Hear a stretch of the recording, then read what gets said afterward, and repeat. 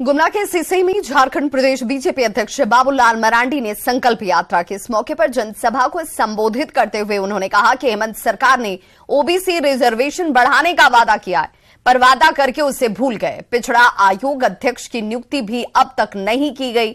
जाहिर है राज्य सरकार जनता को बेवकूफ बना रही है। घोषणा किया कि हम ओबीसी को इतना दे रहे हैं, वो कर रहे हैं, लेकिन सच्चाई क्या है?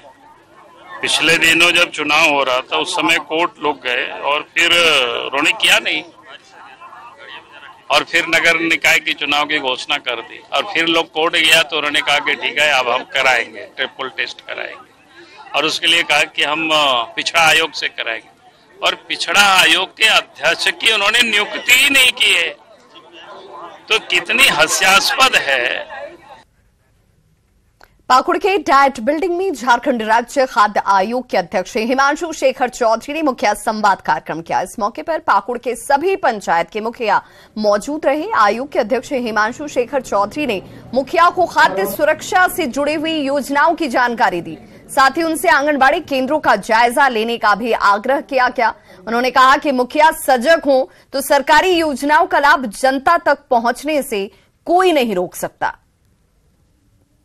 ने कहा कि डीलर को कम अनाज दिया गया, तो कई बार उसके सरप्लस होने के चलते अनाज में कटौती की जाती है, और जब सरप्लस बढ़ते जाता है कि हर महीना उसका बस्ता चला गया, अगर मान लीजिए उसको 50 कुंटल मिलता रहा है और उसके 10 कुंटल बचे हुए हैं पिछले, तो उसका 10 काट लिया गया।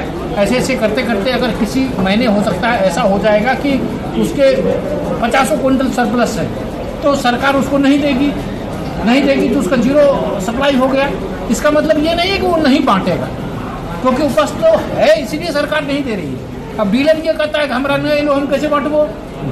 ठीक, तो अब ये अगर निगरानी की जाए उसके रजिस्टर की, तो उसी स्थिति में लोग सड़क पे आते हैं, डीलर कहता है हमको नहीं आया है तब बांटेंगे नहीं। तो ये निगरानी का विषय है। ये जब देखिए मैंने क्या कहा, अपने संबोधन में भी कहा कि आपकी मदद आप स्वयं नहीं करेंगे तो आपकी मदद कोई नहीं करेगा। हर आदमी को अपने अधिकारों के लिए जागरूक होना होगा, शिकायत करना होगा।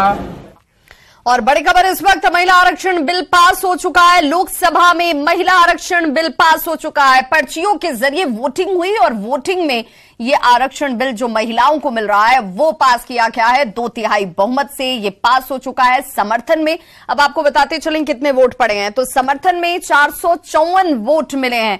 ये बड़ी खबर इस वक्त, जिसमें दिन भर चर्चा की गई महिला आरक्षण बिल को लेकर। उस महिला आरक्षण बिल पर अब लोकसभा में सहमति हो चुकी है, वो पास हो चुका है और इसके समर्थन में 454 वोट मिले हैं। महिला आरक्षण बिल को लेकर प्रधानमंत्री नरेंद्र मोदी ने सीधे तौर पर कहा था कि यह हमारे सम्मान का विषय है, ये महिलाओं के सम्मान का विषय है, उनके सशक्तिकरण का विषय है, और इसीलिए इसमें 27 साल का इंतजार जो वक्त लगा वो दुखद पहलू है। लेकिन अब ये अधिकार, ये मान सम्मान, ये सशक्तिकरण, महिलाओं का जो अधिकार है उन्हें जरूर दिया जाएगा। लोकसभा में इस पर चर्चा हुई और चर्चा के बाद वोटिंग अब से थोड़ी देर पहले ही हुई पर्चियों के जरिए, जिसमें खुद प्रधानमंत्री नरेंद्र मोदी भी शामिल हुए। 2/3 बहुमत से ये पास हो चुका है और समर्थन में 454 वोट पड़े हैं। जिस